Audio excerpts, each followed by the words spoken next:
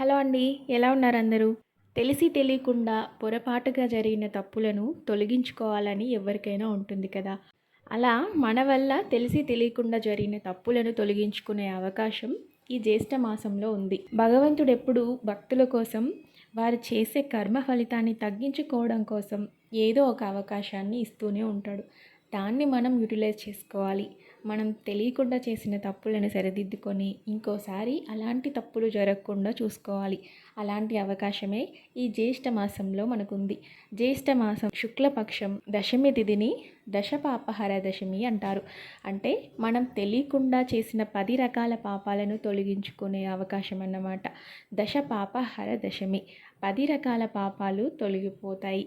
ఈరోజు నది స్నానం చేస్తే విశేషమైన ఫలితం ఉంటుంది. అలా కుదరని వారు ఇంట్లో గంగ నీరు ఎప్పుడు ఉంటుంది కదా, ఆ నీటిని స్నానం చేసే నీటిలో కొద్దిగా కలుపుకొని స్నానం చేయడం వల్ల గంగా నది స్నానం చేసిన ఫలితమే ఉంటుంది. సో ఈ విధంగా ఈరోజు గంగా నది స్నానం చేసి తర్వాత స్వామివారిని తులసి దళాలతో బిల్వపత్రాలతో పూజించి దానం చేయడం వల్ల, అంటే మనకు మన స్థాయికి తగ్గట్టు మన స్తోమతకి తగ్గట్టు ఏది వీలైతే దాన్ని దానం చేయడం వల్ల మనం చేసిన 10 రకాల పాపాలు తెలియకుండా చేసినవి మాత్రమే తొలగిపోతాయి అన్నమాట.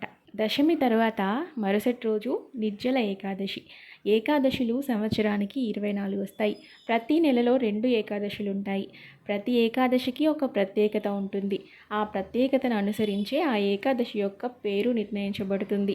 ఈ నెలలో అంటే జ్యేష్ఠ మాసంలో శుక్లపక్షంలో వచ్చే ఏకాదశిని నిర్జల ఏకాదశి అంటారు.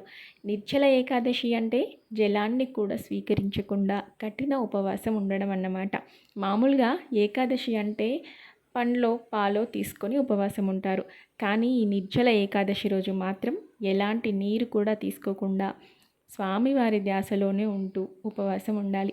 అలా చేయడం వల్ల సంవత్సరం అంతా వచ్చే ఏకాదశులు ఉపవాసం ఉన్న ఫలితం ఉంటుంది. పూర్వంలో భీముడు ఈ విధంగానే ఉపవాసం ఉన్నాడట. 24 ఏకాదశులు ఉపవాసం ఉండే అంత శక్తి నాకు లేదు స్వామి అని అన్నప్పుడు స్వామివారు ఆయనకిచ్చిన వరం నిర్జల ఏకాదశి ఉపవాసం. ఒక్క ఏకాదశి రోజు అంటే ఈ నిర్జల ఏకాదశి రోజు నీటిని కూడా స్వీకరించకుండా ఉపవాసం ఉంటే సంవత్సరం అంతా వచ్చే ఏకాదశులు నువ్వు ఉపవాసం ఉన్నట్టే అని చెప్పాడట. సో దాంతో భీముడు నిర్జల ఏకాదశి ఉపవాస వ్రతాన్ని చేసి స్వామివారి ఆశీర్వాదాన్ని పొందాడు. అందుకే ఈరోజు కనీసం నీటిని కూడా స్వీకరించకుండా ఉపవాసం ఉండి స్వామివారిని తులసి దళాలతో బిల్వపత్రాలతో పూజించి స్వామివారి ఆశీర్వాదాన్ని పొందవచ్చు. అంత కఠినంగా ఉపవాసం ఉండడం ఇప్పుడున్న జనరేషన్లో కష్టం కాబట్టి శరీరం నిలబడేటట్టు, శరీరంకి శక్తి ఉండేటట్టు పండ్లో పాలో తీసుకొని ఉపవాసం ఉండొచ్చు. దానికి ప్రత్యామ్నాయంగా స్వామివారిని ఏకాదశి గడియల్లో ఓం నమో భగవతే వాసుదేవాయ అనే మంత్రాన్ని ప్రతి క్షణం స్మరిస్తూ ఉండడం వలన నిర్జల ఏకాదశి ఉపవాసం ఉన్న ఫలితమే లభిస్తుంది. అందరికీ నిర్జల ఏకాదశి శుభాకాంక్షలు.